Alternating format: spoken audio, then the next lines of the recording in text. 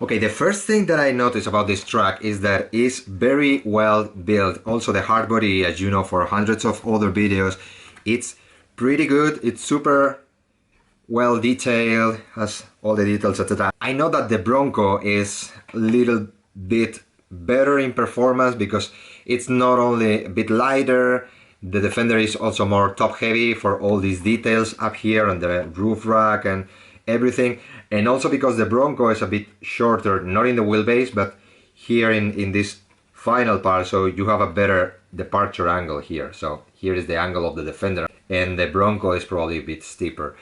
But hey, look at that.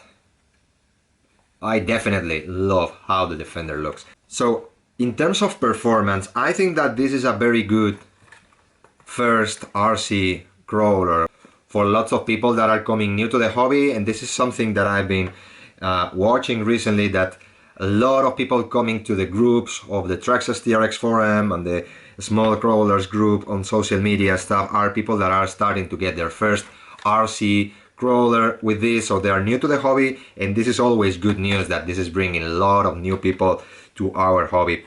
Apart from that, I think that straight out of the box is pretty capable. We have to change couple of things here and there to make it quite decent, but for example, if we compare how this is straight out of the box versus what the Axial SCX24 was straight out of the box, this is playing in a completely different game. This is way better than that. Also, what I really like about this truck is that they went for the 1/18th scale instead of the 1/24th. This is making this truck out of the box very capable, not only indoors but also outdoors, so a lot of people can actually use this in real trails out there. Probably not with super big obstacles and super technical stuff for the 1/10th scale or for the new Axial Capra 1/18th, but of course this is way more capable in the wild than a 1/24 scale rig.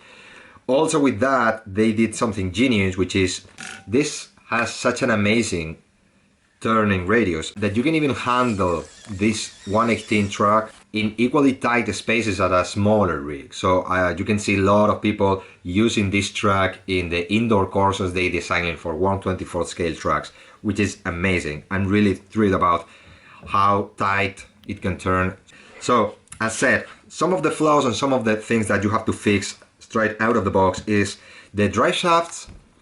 They come with O-rings here, so it's very easy to bind here the drive shaft with any rock or stone or branches out there, pull apart the O-ring and then lose the transmission, and you're lost if you don't have a spare. So I put heat shrink in here to prevent that to happen. Probably in the future I will get another better aftermarket transmission, but in the end this works like a charm. Another thing is that you know that this truck came with a very high gear straight out of the box.